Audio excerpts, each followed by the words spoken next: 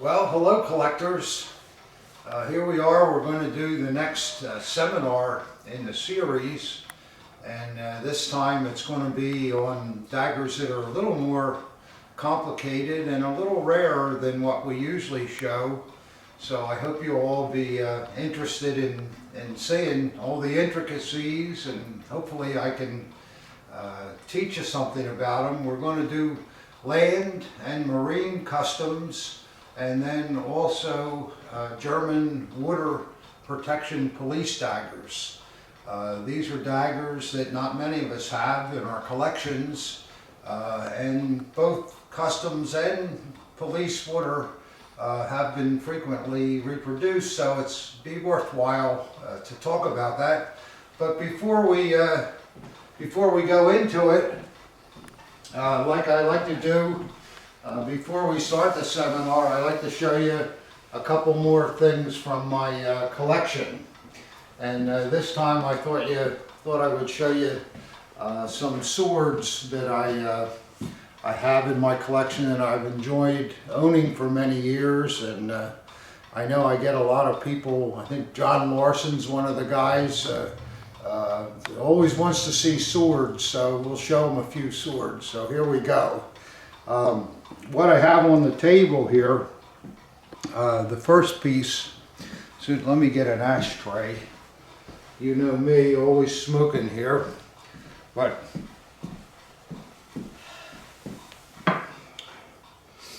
the first piece I have to show you is a very, very beautiful item. It's a Kaiser prize sword. And what these were, every year in the imperial times, they had shooting and riding contests between all of the regiments, and the royal family attended the spectacle. And the winner of each division was awarded a beautiful sword named to them and personally given to them by the Kaiser. On this sword, it comes from 1902. It's in absolute new condition. If you look at the basket hilt, it has the crest of Brunswick. So we know that the man that won the contest was from that particular state. And then also the Kaiser swords either have this one has a crown on the back strap of the pommel, but some of them will have the crown on the top of the pommel. The sword is most beautiful. The presentation is to Hauptmann Kramer in the 10th Württemberg Infantry Regiment number 180. And then on the other side of the sword, all in gilt and raised, Als besten Schützen, 1901. So Hauptmann Kramer won the contest in that year. And just look at the magnificent Damascus in the blade. It is just, it's the best you will see. And the gilding throughout the blade and the backup work to make the dedication really jump is all in perfect condition. So I would think that that Hauptmann Kramer, when he was awarded this Kaiser prize, he was very, very proud, and I think that he did not wear the sword. He probably just showed it off to his comrades. The sword, by the way, was made by Wiersberg and Kirschbaum. And the scabbard is also in absolute mint condition. One little hit there to the paint, but other than that, the paint is like brand new. Not bad for being over 120 years old. So I'm very proud of that piece. And the next piece I'd like to show you is also very, very beautiful, magnificent even. This is the sword that were worn by the Imperial German diplomats, and it comes from Prussia. It has pearl grip on it with a beautiful Prussian a lion pommel, and the crossguard is outstanding with the imperial crown, and it has a fine black scabbard with gold mounts to match the sword. The reverse is kind of plain, and it has the original knot on it also. And the blade is, you probably won't be able to see it, but it is a double-edged blade, and it's in full mint condition. I don't know whether there's a maker on this one or not, but we'll just have to say no for this point. But isn't that a beautiful thing? It's like a piece of jewelry.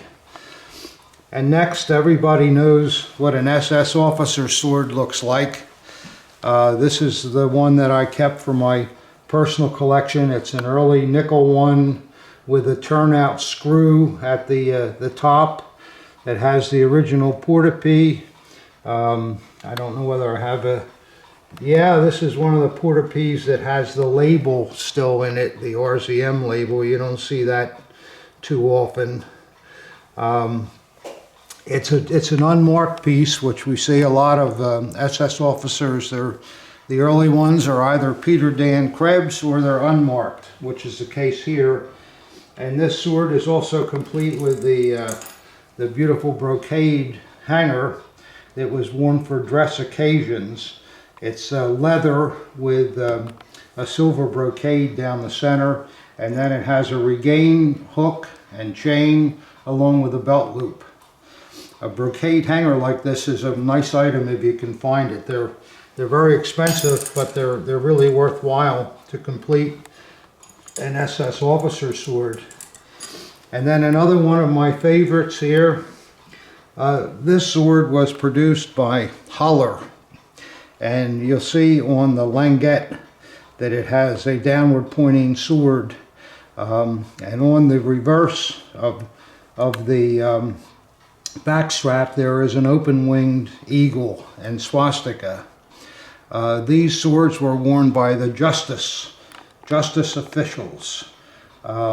This pattern is different from other justice officials we see by WKC, Clement and Young, Eichhorn, etc. But this was the style that Holler made, and it's a very, very rare sword. I don't think I've seen more than 2 or 3 of those in my career, so I thought it was a good one to keep. You would too, I'm sure. What the heck, you know, try to get the best. And then the last sword, if you're collecting the Field Marshal series, you collectors know there were 9 swords in this series that were all named after field marshals of Germany's past heroics. And the most difficult of the swords to obtain is the model called the Lutzow. And the reason it's so difficult to obtain is because it didn't come out until after the war started, so there weren't a lot of orders for it. But then again, that makes it for a much rarer thing and is the key to a complete field marshal collection. This one has the knot on it. It's a brass base. You'll find them also with aluminum base. Has a perfect blade and perfect scabbard. And with the Lutzow, again, it's a special crossguard here with a sword going through a swastika. Very difficult to find, and if you can get one in nice condition, boy, you got a good asset for your retirement. So those are just some of the swords that I like, that I decided to keep in my collection. I have a lot more, but those are interesting, and I'll show you some more next time. So now let's go down and talk about the Customs and Water Police seminar. Well, here we are. Welcome to our Christmas 2020 seminar, and I hope that everybody had a nice Christmas. We're enjoying Christmas week here, so I thought, well, it's probably a good time to have another seminar. So that's what we're going to do, and I know this is dumb, but I thought it would be good to at least let you know what time of the year it is. So we'll put that, maybe that can go on our man here. There we go. Good luck to you. So this time with a seminar, as I told you upstairs, we're going to talk about the Zolldienst. That's the German customs organization, and it was formed into two branches in 1936, the land customs and the marine or sea customs, water customs, whatever you want to call it. Was established in 1936, and the organization came under the division of the Reich Minister of Finance, because, as you know, customs people were pretty good at collecting duty on things that came into the country. But what their main purpose was to secure the borders, the ports, and the waterways from illicit traffic. With Germany being the Reich and the type of place it was, this was very prime importance. And the different outposts, they ranged in sizes from just a small group. You've seen those little like huts that they have in the movies, The Great Escape or whatever, where the customs agents are plastered at the border there. But there may have only been 2 or 3 or half a dozen people there. But they also had large ports like Hamburg, which most of the shipping came into.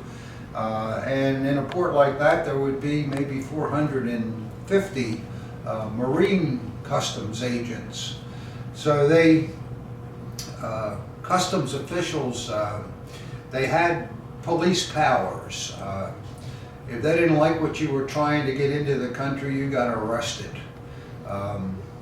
They were also, after the war broke out, they became really part of the long arm of the Gestapo. And their job included other things like control of escaped prisoners of war, saboteurs, refugees, defectors, spies, anybody like that. So it was a very important detail for the Third Reich, and it is in any country, even this country. Look what we went through with our borders. And for those of you that have traveled, you know that going through customs is always kind of a scary thing. If the agent looks at your passport and looks at you, and okay, stamps it, go ahead through, you feel great. If he says, wait a minute, go over to that other table and open up your suitcase, then you know you might be in trouble. So customs today hasn't really changed much from what it must have been during the Third Reich. But anyhow, we're going to talk about some of the daggers that were issued to these people. We'll talk about land customs pieces first. And I've got a number of them here. They come in a couple of different fashions. The first ones that were made, the initial production ones, were made with a silver-plated surface that you can see on this Wyersburg example. The silvering has toned over the years, and there's another one here too that's silver fittings where the mounts have toned. But most of the land customs daggers you will see will have aluminum hilts. In other words, the pommel and the crossguard and the ferrule are going to be made out of aluminum. So they were molded. I've scratched my head for years trying to figure out, like with Army daggers, we can tell who the maker was by the shape and style of the crossguard. But that is not the case with land customs daggers. The crossguards seem to be just about identical. The only differences you'll see in them is that because they were molded in aluminum, they had to be finished in a lot of cases. So they had these chiselers that lined the wings and breasted the breast of the birds and tried to clean up the head and the wreath and the swastika so that it looked presentable. So in effect, when you see something like that, even though the cross guards, and the same thing with the pommels, even though they were the same, they're different because of the hand treatment, and some chiselers did things different than other chiselers. So what you see with the cross guards on these land customs pieces, any customs pieces, the eagle, you say, oh, it's just an army eagle. Well, it's really not. If you look at it closely, you'll see that the wings tip upward at the end. That's a feature of a customs cross guard. Also, the pommel, you say, oh, it's just got oak leaves on it like the army there. No, it doesn't. They are oak leaves, but the leaves are pointed at the top on customs pieces. I hope the camera can pick up how those points are. And the same is true on the overlapping leaves on the ferrule. They are also pointed. And you can see how the handwork was done on those leaves.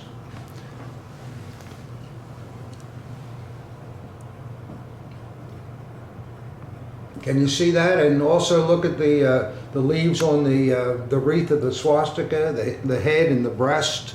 It all reflects handwork. So that's something you want to see. Now with grips, on land customs grips, you say, oh, it's just an army grip that is covered with leather, but it's not true. The amount of ribs on a land custom or sea customs dagger is 11 ribs, whereas an army only has 9, so it has more grip ribs.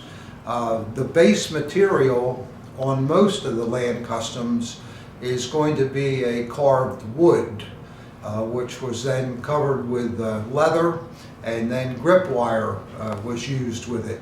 Now I'll show you.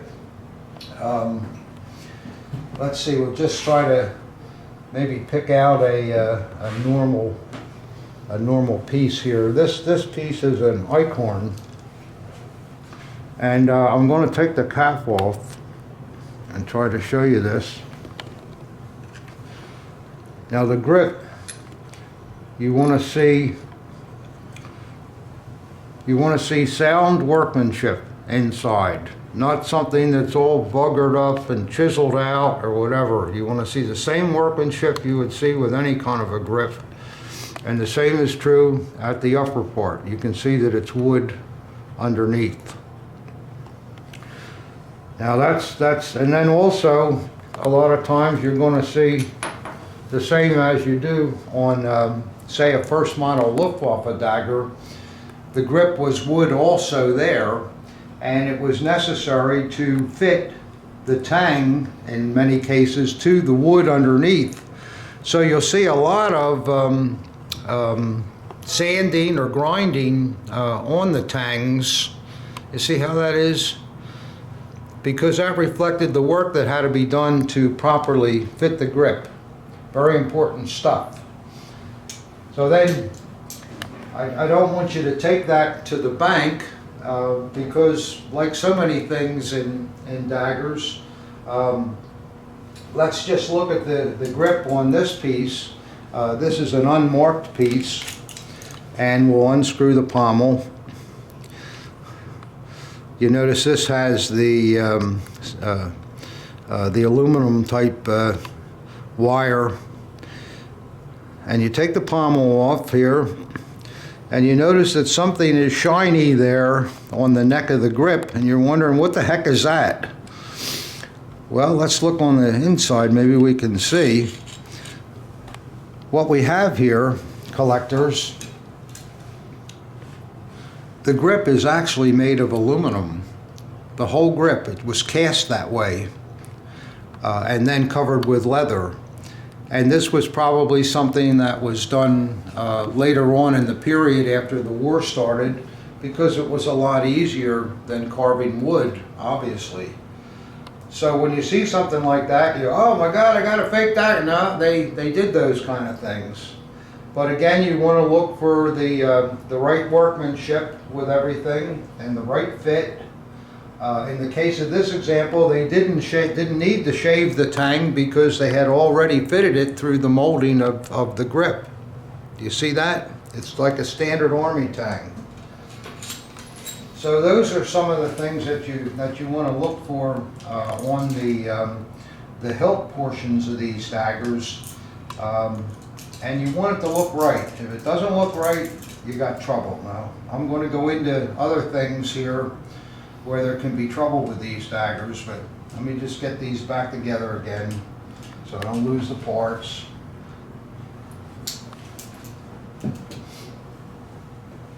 Put this one back together again too. I know it takes up time, but you don't want to leave a lot of parts around, and the next thing you know, you'll be putting the wrong parts on the right dagger, and you got all kinds of trouble then. So the next thing about the Customs daggers that you need to know is that the scabbards differ. Some makers produce their scabbard mounts out of molded aluminum. Other makers produce their scabbard mounts out of stamped steel, and then just covered them with leather. Now I'll show you what I'm talking about. When you encounter an all aluminum scabbard, which this example is, you'll notice that the eyelets are part and parcel of the mold. They were made with the mold. Can you see that? How they're you know, they're not a separate part.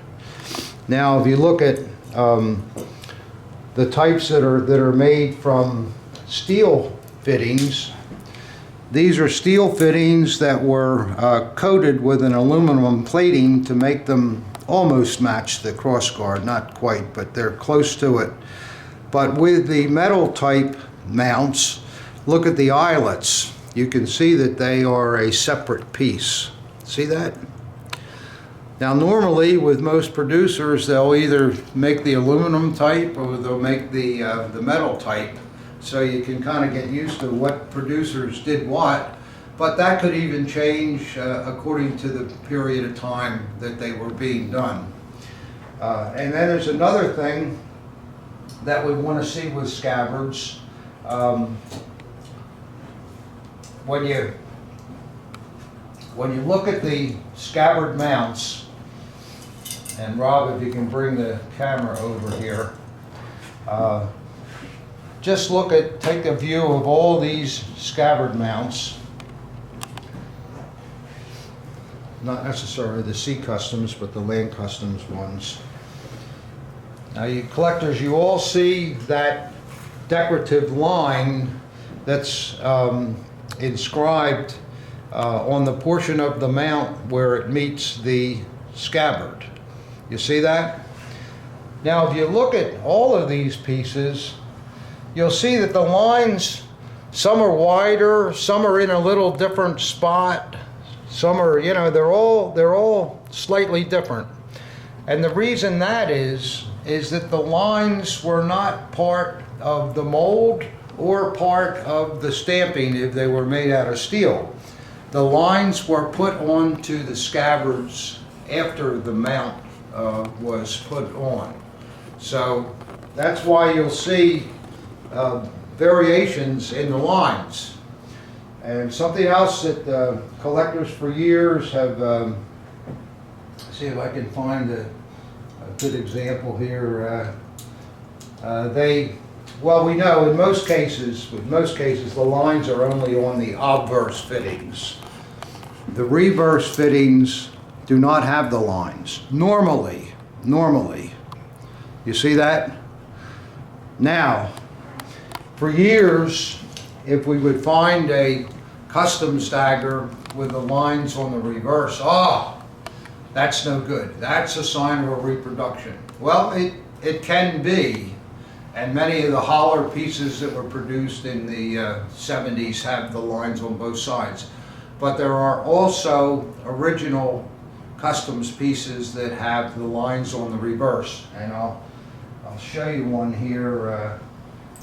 This one, I have to find it. Let's see. Here we go. This piece was made by Paul Wyersberg. Now you see that's a silvered one.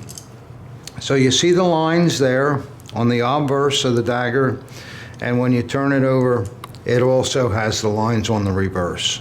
This is a good piece. They didn't do it much, but you will find original pieces with those decorative lines on both sides. Everybody got that? I'll tell you another thing that is always good to know. If you're worried about your customs dagger possibly being a reproduction, one thing you can usually take to the bank. This is a magnet. Original land customs daggers, the scabbard was steel inside. If a magnet doesn't stick to it, that could be a problem, and it usually is. So it's always good to take a magnet with you. If you're looking at one of these pieces, before you even bother to look where the lines are or how the oak leaves are made or what the leather is, check the scabbard, and then if it's non-magnetic, there's no point in even looking further. So we see land customs daggers.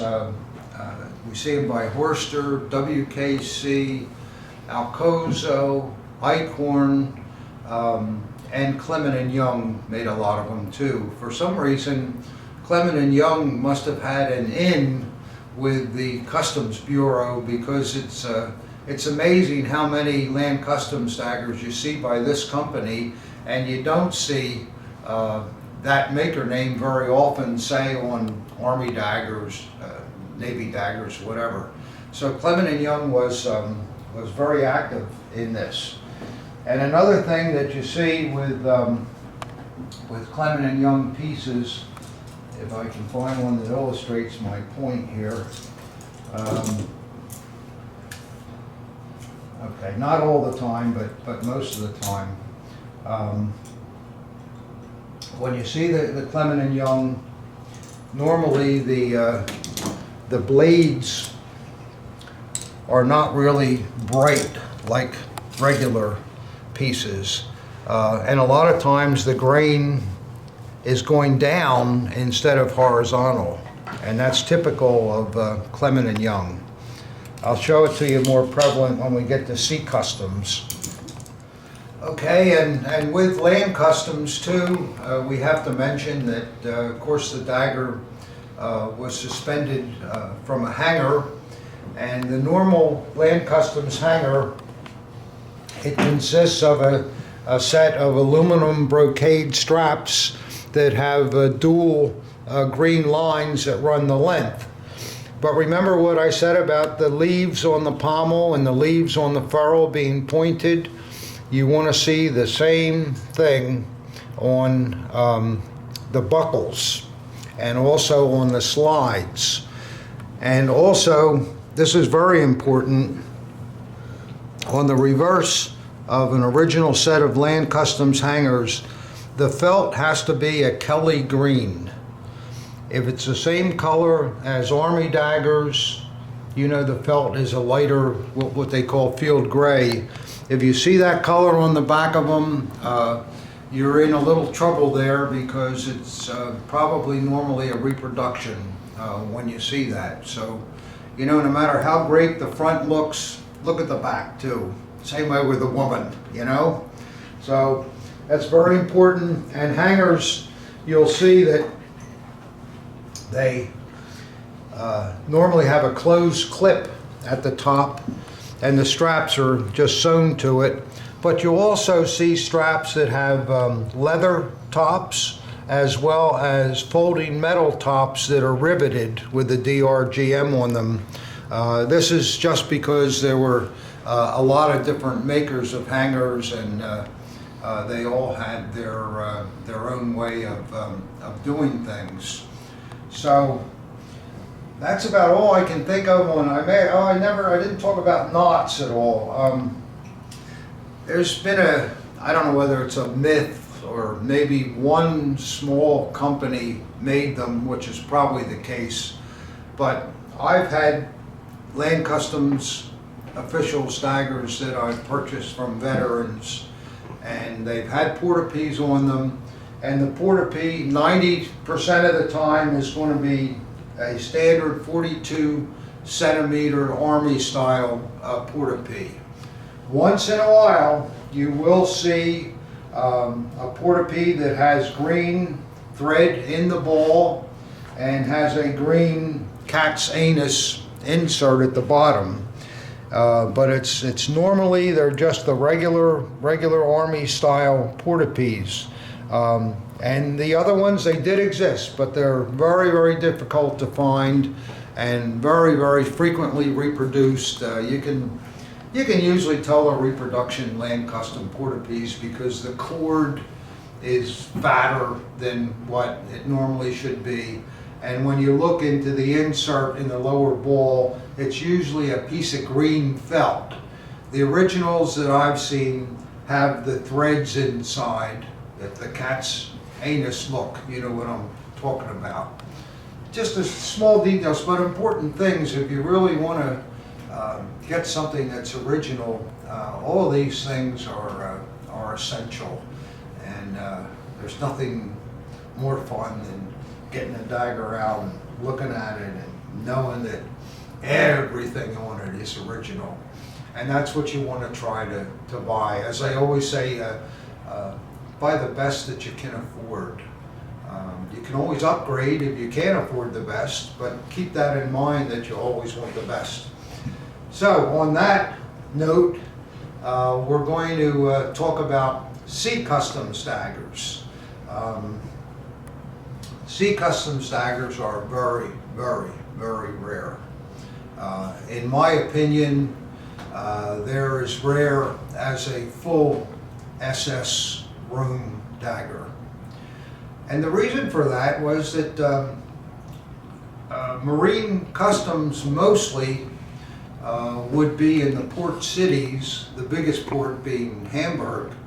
And as I said before, they had about a 450 man contingent there. And maybe 200 of those people were qualified to wear the dagger as officers. And of course they retired or they were replaced by other people, so there were a lot more than 200 of those daggers made. But in my opinion, maybe there were 1,000 of them made. So if you consider what happens during the war and all the stuff that was ruined and thrown away and so forth, that is why the Customs dagger is really a rare thing. So if you can acquire one, that's a treasure. And I'll show you some pieces here. All right, so now I'm going to try to show you some Customs, Water Customs, whatever you want to call them, Marine, but they're essentially the same format as a Land Customs dagger, but of course because it's Marine, they have a gilt finish or they're of brass mounts. So we have 4 of them here, which you say, wow, four, I mean, but just think of it, 4 of these things, how hard these are to find. And I got to give credit to my friend in New York, Billy G, and also Jason Burmeister and myself. But we all contributed something here for the Customs because they're really they're tough to find. I have a couple of them in my collection, but that's all. But what you see with them, the same thing is true with the grips. They're going to be normally a carved wood, covered with leather, and wire wrapped. The pieces you see here, I've put the names of the makers on them. In the case of every one of these pieces, they are the brass type example. C Customs were also made in gilt aluminum, and I wasn't able to acquire one for the seminar, but I'll show you some pictures of them. And they're essentially the exact same dagger, except instead of being brass, the hilt fittings and the scabbard fittings will be steel gilded, but the hilt fittings will be aluminum gilded. So you have the same kind of thing with the pointed oak leaves on the pommel, because they're customs. The Customs eagle is the same. The wings tip up on it. You see all that. The scabbard is going to be a steel base covered with a dark blue leather that matched the grip. The question is, when you look at these things, well, what's the right portapee for them? The portapees on these first two pieces are standard naval portapees, and I have one C Customs purchased from a veteran that had a naval portapee just like that. Now on this dagger at the end here, you're going to see a portapee with blue speckles in it. And you're also going to see a hanger with gilt and blue lines. These are not correct for this piece. These are accoutrements that we believed for years were the proper hangers and portapee for C Customs. That is not true. The proper hangers for C Customs are shown here, and I apologize for the condition of them because these are really raggy. But when you find them, they have the same black moor leather or cloth that's used on naval straps, except they're thinner. The material is thinner. But what's consistent with land customs, the C Customs dagger had gilded buckles with pointy oak leaves. If you look close, you can see the gilt's all worn off on these buckles, but they do have pointed oak leaves, as do the slides, and the snaps were also gilded. So that's a proper set, even though it's really a piece of crap. And they had the on the reverse of them, they were covered in the dark blue black felt that you see on naval hangers. I have sold maybe 2 sets of C Customs hangers in the past, and I have to honestly say that the hangers cost almost as much as the dagger. That's how rare they are. But that signifies how rare the C Customs piece itself is too. Imagine it's such a rare dagger to begin with. How can there be very many hangers? You know, these guys just threw that stuff away, the GIs that were liberating these things. It was extra baggage they didn't need. So the same kind of stuff I was talking about with the fittings on the land customs. Again, you want, when you're looking at one of these, you want to buy it. The first thing you want to do is it's magnetic. Yes, the scabbard shell has to be magnetic. See that? You can hardly get it off, it's so magnetic. If it's not magnetic, go look elsewhere. If it's one of the C Customs that has gilded aluminum fittings, boy, do you want to look inside. It's very, very important that you take the pommel off and the grip. And you want to see a grip that has absolute workmanlike, the clearance hole and the tang fit. The same with the pommel. The pommel should screw on nice and straight. If you got a pommel that wobbles while you, that's not a good thing. C Customs that are gilded aluminum are very difficult to judge. But again, it boils down to the workmanship in it, the fit of the crossguard to the blade tang, the threading of the tang versus the pommel that's going on to it. You have to take all of these things into account, and don't even be satisfied with what you think. It's good if you can call somebody else that you know that might know a little bit more about them, because they're very, very tough daggers to buy. And I mentioned before about the blades. I think this one, or let's see, that's a Clemente. That's gonna, yeah. This one, if you look at the blade, the grain is running vertically down instead of horizontal across, and that's typical Clement & Young. And the same companies that made the land customs made the sea customs. So you'll see them by Horster, Alcozo, Eichhorn, etc. It's a very good dagger to buy. I mean, boy, if you have a real one, that's the start of a nice legacy with your collection. But do your best to do your homework too before you buy one. So what I'm going to do is show you some pictures, like I like to do, so you don't think that I'm wolfing you that they really wore these things. So we'll do that now. Okay, I told you I'm going to show you some pictures of land customs, and the first picture that you see here, I'll put my glasses on. The dagger on the left has one of the portapies that we think is original.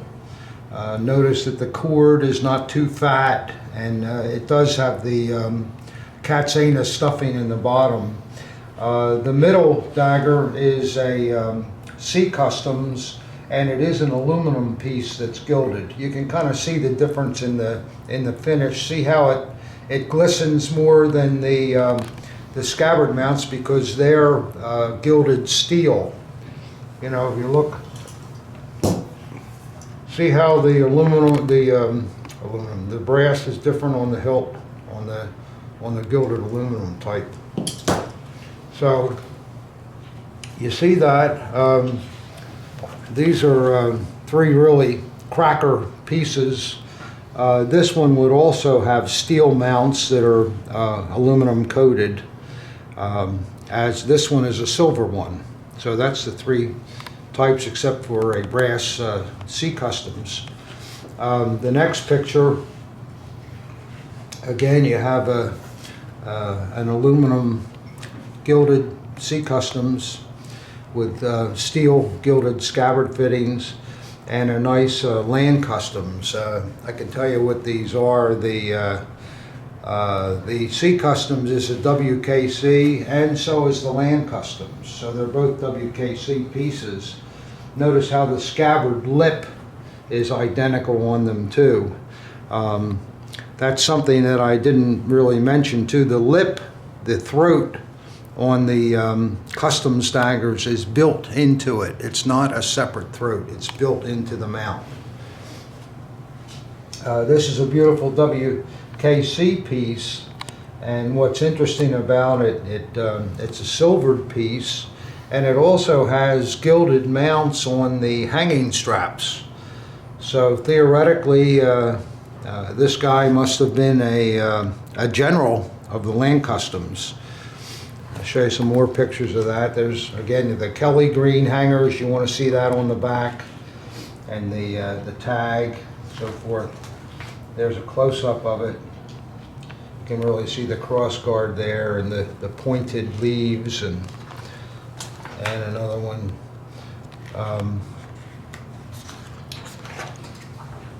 Now, I mentioned before that you'll find different hanger makers that did hangers differently. Here's a set of hangers with the leather tops on a nice land customs piece. This piece is, I think, by Eichhorn. Yeah, this is an Eichhorn, And there's another shot of the reverse of it. This one has the metal tops that were bent over and held by rivets. Another shot of that. This is a beautiful aluminum gilded Sea Customs that was unmarked, so we don't really know who made that, but we can tell the mounts are aluminum by the way the gilt looks. Beautiful grip. And the scabbard mounts are, we know they're steel gilded because if you look closely, remember what I was telling you about the eyelets? They're a separate piece. Cool stuff.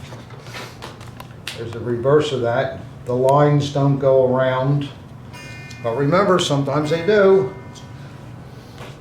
Here's a couple of really nice land customs. This one with a regular porta-piece. These pieces are the center one is a Horster, and the two flanking ones are both by Alcozo.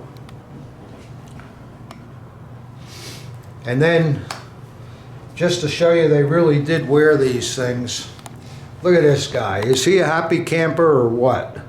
He's got his Land Customs uniform on. Note the eagle on his cap, the wings tip up, and that's the cuff title that the customs agents wore. And there he's wearing his Land Customs hanger, and guess what? The porta-piece is a normal 42 centimeter type. Photographs do not lie, collectors. So that, in my opinion, is what was worn.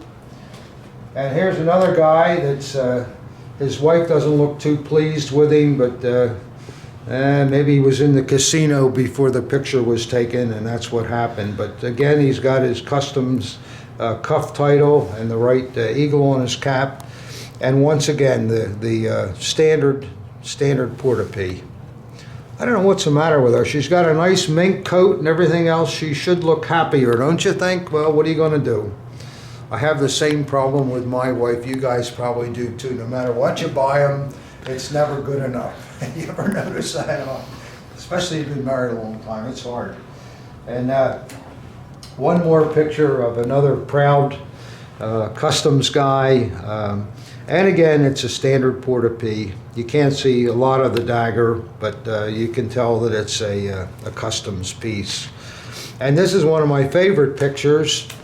This is a Russian Invader, and look what he's carrying his automatic rifle, but look what he's wearing. Isn't that great? He's wearing a Land Customs Dagger with the hangers.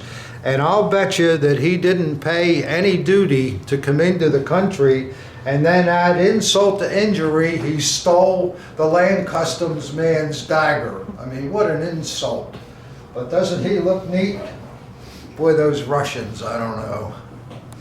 I wonder if that Dagger's somewhere in a Russian country house in Siberia or someplace. I don't know.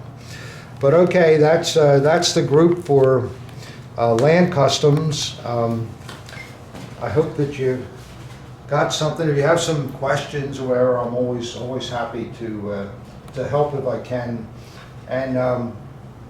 And next we're going to do the very difficult to buy police water protection dagger. So we'll do that next.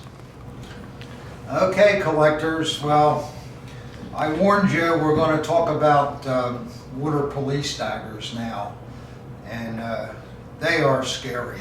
They've always been scary, mainly because Eichhorn really popped a lot of them out in the 1960s, and since they use the same forms and molds, etc., they're very difficult to tell. But again, if you know what you're looking at, you know what you're doing, you do your research, call your friends, at least the ones that know something, and you'll be okay. But Water Police, it was an organization that was formed in 1938, and their purpose was to guard the many rivers, streams, lakes that are scattered all throughout Germany. I mean, you did need some kind of police. I mean, it's sort of like what today's Marine police are. You know, those guys that if you make too big a wake near the harbor and everybody comes out and yells at you, calls you every name in the book.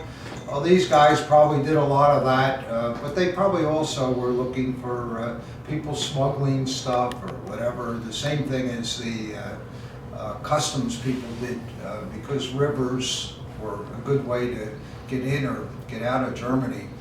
But the Water Protection Police were the only organization, if you think about it, who even thinks about stuff like this? I do, but they were the only organization in all of the German forces, or the police, I should say, in all of the police, that actually were allowed to wear a dagger. You know, you saw the police just wore bayonets or they wore swords. So the water police had that honor to wear a dagger. So what were they? Well, essentially, the dagger was a naval dagger. The scabbard was exactly like a naval dagger. You'll see these pieces with the lightning bolt scabbard as well as the hammered scabbard. Most of the time lightning bolt though. The crossguard was a naval crossguard, more or less the same thing. The pommel was not the Third Reich style pommel, but was the round pommel that featured cattails and reeds on it, exactly like the pommel that was used on the first model, naval. The thing that comes into play with these daggers is the grip. The grip was a carved wood, probably the same base wood that they use for a naval dagger, but instead of being coated with celluloid, it was covered with leather, a dark blue leather that would be the same as a naval color. And when these daggers first came out, at least with the Eichhorn versions, and also I think with the Alcozo versions that you see, the grip itself did not have an insignia on it. It was just plain with the leather and the wire wrap. But that changed very shortly, and then you see most of the time water police daggers with a police style grip insignia. Now the grip insignia can be the smaller aluminum open type, where the eagle is kind of fit on a wreath and the areas around the eagle are open, or it can be a police type eagle that we mostly associate with police daggers, police swords. So I'll show you what we have. I don't have a lot of examples to show you, because they're hard to come up with. Again, it's my thanks to Bill G from New York and Jason Burmeister for helping me out with these a little bit. But as I mentioned, the first styles that you see that came out did not have a grip eagle. You have the wood beneath, carved wood grip with the leather covering, the ball type pommel, the standard naval crossguard, and the standard naval lightning bolt style scabbard. And on the reverse, it also has the same blade release button, and the blade itself is a standard naval type. It has the nautical scenes, and in the case of this example, it's a Eichhorn with a 3541 type trademark. When you see these reproductions, a lot of times the trademark is going to be etched, which right away you know is no good. And they also might have a police eagle etched on the blade just to really grab you. You know, it's they do that stuff, you know. They know what we guys get excited about, and of course you jump right into that because you think it looks so cool, and it's really just a sign of a big fake. So you want to see a plain blade, you want to see a stamped Eichhorn. If it's an Eichhorn piece, you want to see a stamped mark. And when you look at these daggers, you want to look at the leather. Does the leather look right? Does it have some age to it? Does it talk to you? Is the wire wrap correct? And one of the biggest things of all, when you unscrew the pommel, does it wobble all over the place on the threading, or does it come out straight just like a real workman piece should be? That's what you want to see. It screws right down. So this is a correct 1938 pattern water police dagger. Now the next one I'm going to show you is a Alcozo piece, and like I said, they're basically a naval dagger. So Alcozo made naval daggers, so why wouldn't they use the same kind of fittings? Now one thing we know about Alcozo fittings, the acanthus sleeves were very pointed on the bottom. That's a sure sign of Alcozo. Just to compare with the Eichhorn, see how the leaves are much, much different with a point? Can you see that? Very important thing. And then the second thing you want to look at, and I've talked about this many times before, is that Alcozo had a small sleeve in their eyelets. It was to kind of keep the eyelet from wearing too quickly from the ring. So you want to see that little sleeve in there if it's an Alcozo piece.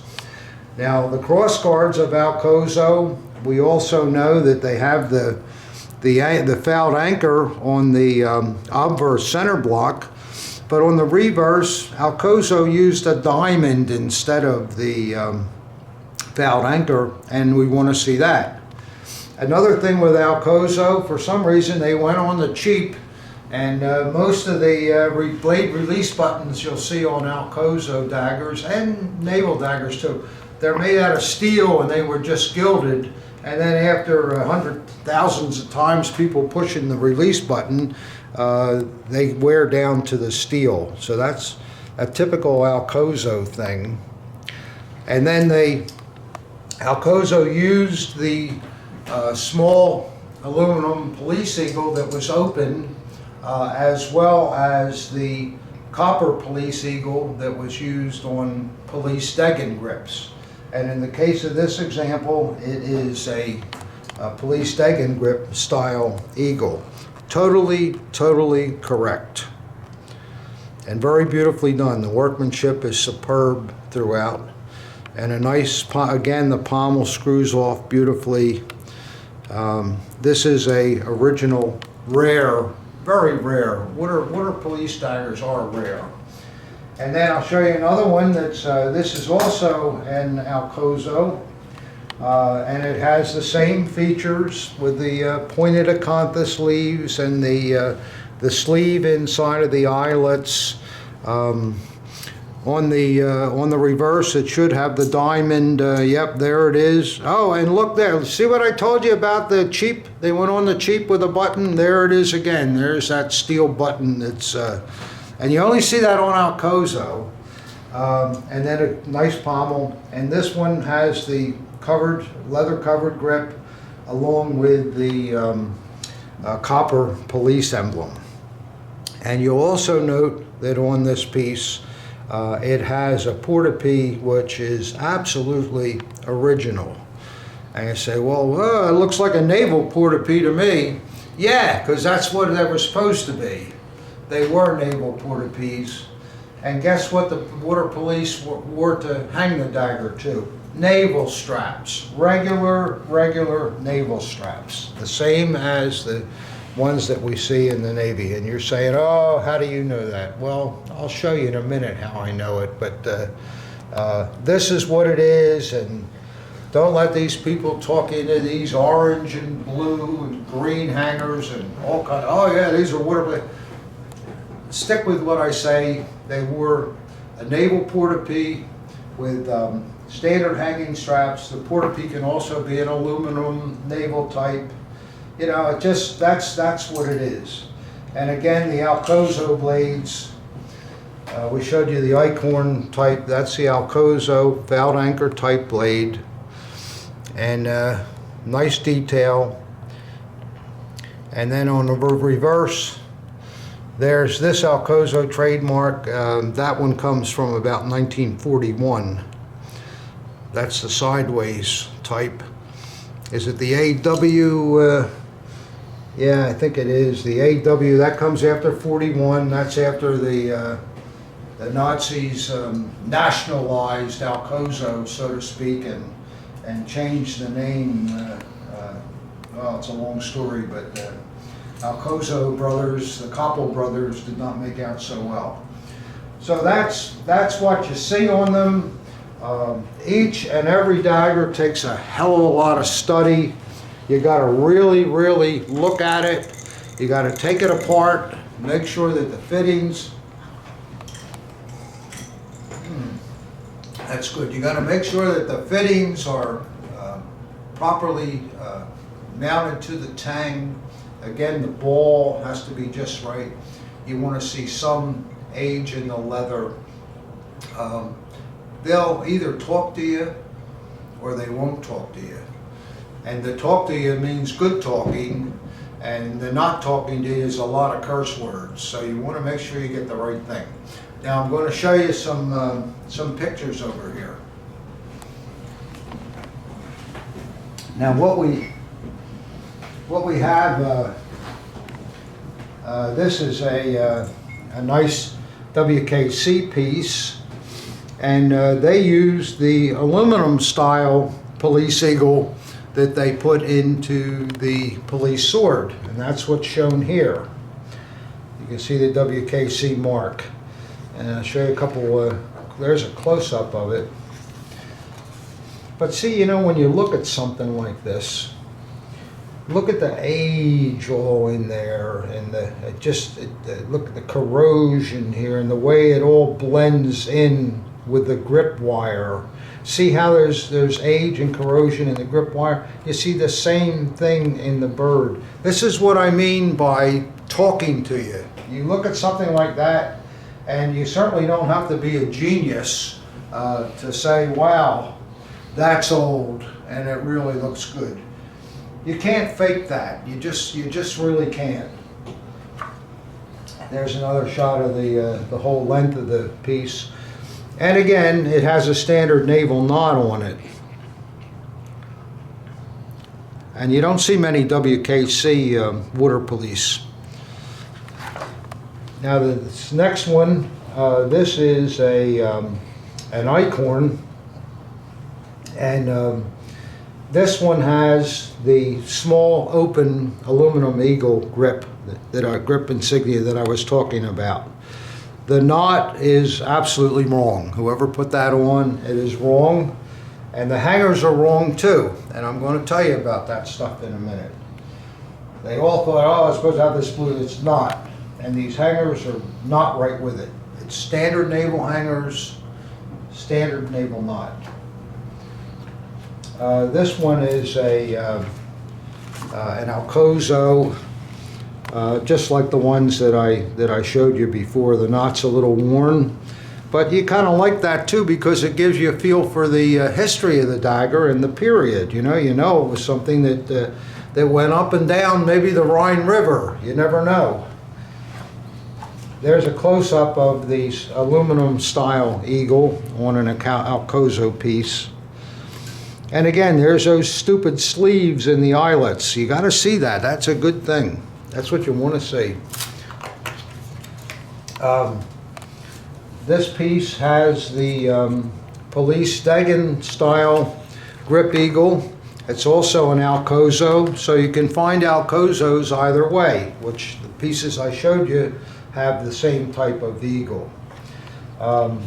There it is from the reverse. And holy mackerel, there's that stupid button again there. See that? See that where the plating wore off? I mean, some dumb thing like that can mean, oh, so much to a collection. Because when you see it, He's thinking, wow, was this dealer clever enough to fake this? Nah, that dope would have never known that. This has got to be right. So this is what you want to see. Here's another, I think this is an Alcozo. Yeah, it's an Alcozo also. And make sure, yeah, that's an Alcozo. And again, there's these hangers that are not right. I'm going to tell you about them in a minute, so don't worry. I'll let you know what they are. And finally, why I am so emphatic about standard naval hangers and standard naval knot being worn. I'm going to show you the best picture in the world here, and this will get you. Oops, it was so good it knocked my stand over from the force of it. But just look at this guy. There is a water police officer, see his insignia, and look at that dagger. Look at that portapee, and look at those hangers. That's what was worn. There's the proof of it. You can't refute a picture like that. Isn't that a fantastic picture?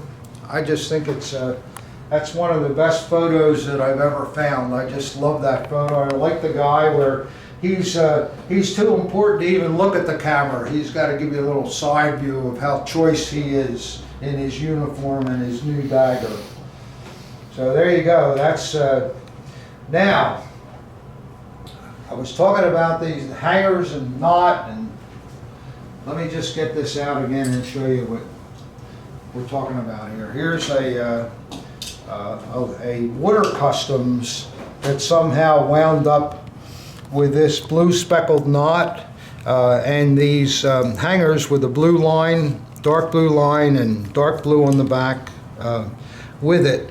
Whenever you find a set of these hangers, they're always stiff.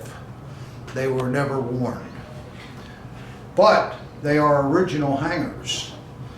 But they were never worn. Well, if they're original, what the hell are they for then? And I've seen probably 7, 8 of these sets of straps before. I'm going to tell you what it was. This hobby, people are always, in these modern times anyhow, still discovering stuff about the hobby. We don't know all the answers. We never will know the answers. But it's really fun when you can find something that's important. Now this is a drawing that you can see. It's a drawing by Paul Kasberg, the famous artist that worked for the Carl Icahn firm. And what it is, it's a prescribed drawing in order to make a prototype for the railway water protection dagger. Now, okay, we all know railway daggers, we see them all the time, but this dagger was specifically made for forces that guarded the railway bridges. Very, very important because of saboteurs or whatever, illegal goods. It's a very important function. And in 1941, this was proposed. Well, just to tell you a story, don't want to take too much of your time, but maybe about 10 years ago, a fella called me from a local town, and my dad brought home some bayonets and Nazi stuff, and would you be interested in it? And I said, sure.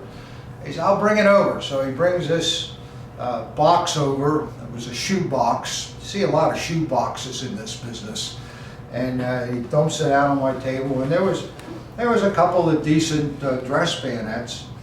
But in the box was a strange dark blue scabbard with gold metal fittings. There was an Icahn blade with a 3541 trademark on it, and I thought maybe it was an army blade or something, and then I compared it with another army blade, and it was a couple inches longer, but yet it was shorter than a Tino blade. So it was some kind of special blade. And then there was this crazy crossguard, all in gilt with wings and railroad wheel. and a pommel that had sun wheels, swastikas on it, and that was all gilded. And the guy that worked for me at the time, my restoration guy, I told him, I said, look, Brian, just put all these parts in our bin someplace. I don't know what the hell they are. It must be some dumb thing that I had no idea. And I see him over there at his workshop, and he's looking at these things, and he was a pretty good thinker, this guy, and a great worker. Too bad he was dishonest, but the rest of it, he was really something. And he said, Whitman, man, he says, get that Johnson book out. He says, I think it's page, he even knew the page, and he says, I want to see that drawing made by Casberg. And sure enough, he turned to this page, and I started looking at these fittings that I was going to put in my parts bin, and it turns out, here they are, all of the fittings for a railway water police. And I looked further into it, and in another Johnson book, there was a photograph that Fred Stevens, the great researcher, turned up. This photograph was printed in Uniform Marked, which was like a trade newspaper for blades and uniforms and so forth. And it shows the introduction of a special railway water officer dagger with the man wearing the dagger. You can't see a lot of the dagger, but you can see enough of it. And I started looking at my parts, and Brian put the dagger together, and voila, this is what came out of it. The grip that came with the dagger was a Luftwaffe, a second model Luftwaffe grip, and it was wrong. So we just put something on here to fill in, but the dagger has now been corrected, and an original grip has been found for it. But this is what the dagger was. Steel scabbard with gilded mounts, with this railway type crossguard and the sun wheel swastikas. That's the reverse of it. There you can see the Eichhorn trademark. And remember, this blade is longer than normal. And look how beautiful those hilt fittings are. Just fantastic. Absolutely fantastic. Look at that. What a gem. And there's the Eichhorn trademark. Another one. And there's the dagger next to the Casberg design. And there's the dagger next to the man that's wearing it. And he's also wearing hanging straps with this dagger. And the Portopee also has some specs in it. So now you know what I've been yelling about with these hangers that we don't know what they are. Well, these are the hangers that go with this railway water protection dagger. And what happened here, they were all set to introduce the dagger, so they called up a hanger maker and said, look, we need 50 pairs of these or 100 pairs, whatever they were going to introduce. And then the war got to the point where, what are we doing? We can't make this stuff. We don't have the material to make it. So they probably made 3 or 4 of these daggers, 5 or 6 of them, who knows how many.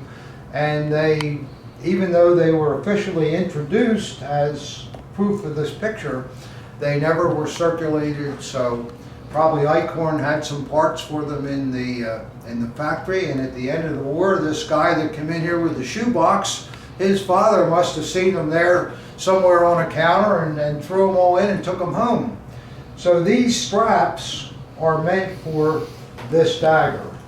The straps are ultra rare, but think how rare the dagger is. This is the only one I've ever seen. There may be another one that exists in the world. I don't know.